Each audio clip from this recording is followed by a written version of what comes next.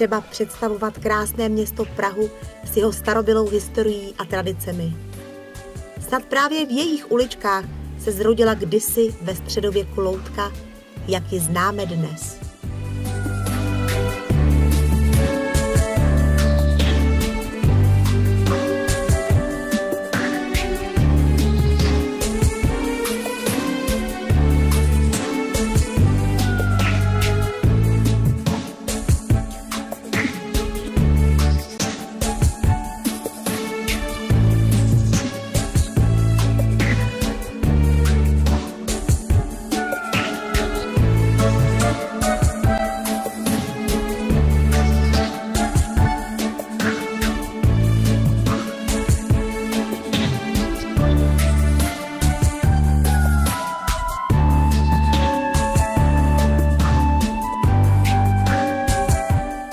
Současné umění panenkových mistrů znamená znovuzrození starých tradic.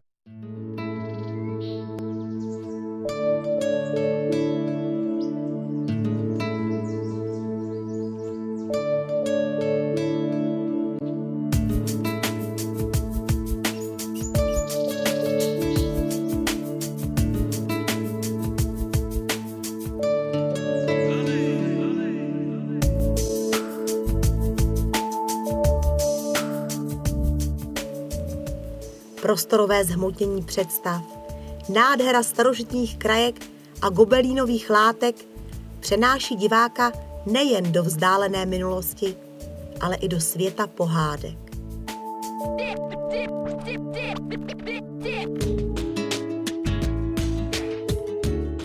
Po dlouhá desetiletí byly za sběratelské skvosty považovány pouze starožitné panenky. Na konci 20. století vstoupila autorská umělecká panenka do světa moderního umění. Dnes mají sběratelskou cenu nejen starožitné hračky, ale i práce současných mistrů. Panenkový boom zachvátil celý svět, včetně konzervativní Evropy.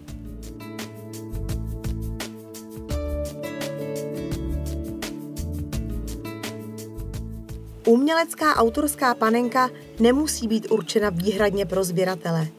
Může vnést osobitou atmosféru do reprezentativního interiéru nebo být neobvyklým luxusním dárkem.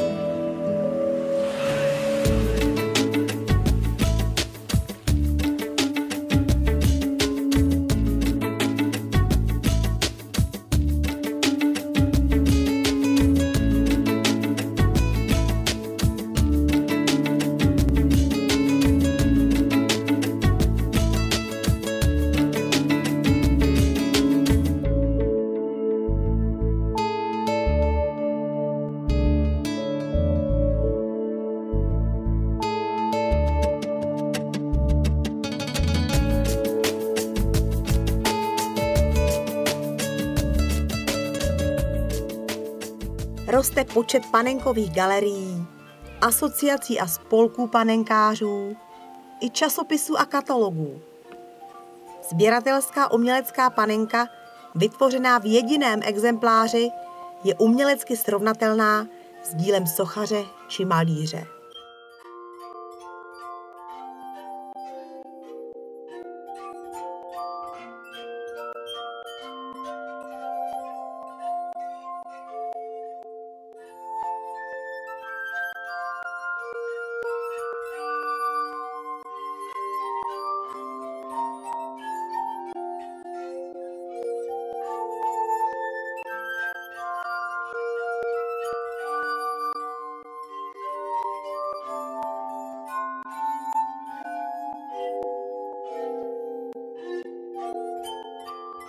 Zasněženou předvánoční Prahu roku 2011 navštívili panenky i jejich autoři doslova z celého světa.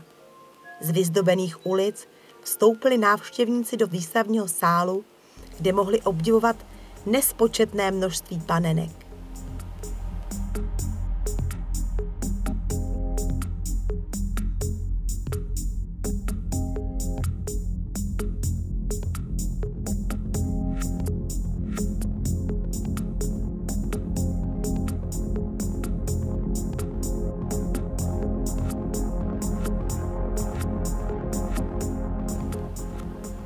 Při tvorbě je velká pozornost věnována ozdobným detailům.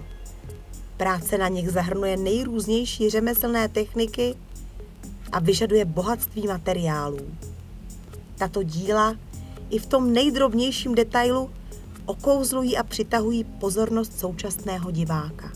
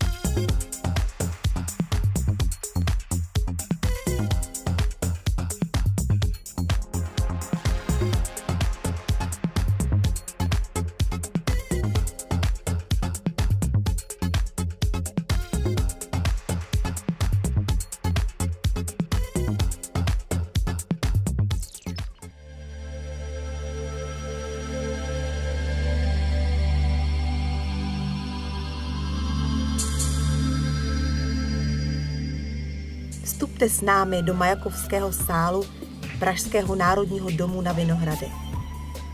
Na mezinárodní výstavě Doll Prague předvedli umělci z 20 zemí to nejlepší z tvorby panenek. Českou tradici prezentovali především loutkáři a studenti uměleckých škol, vedle nichž bylo možné vidět i rozvíjející se české panenkové umění.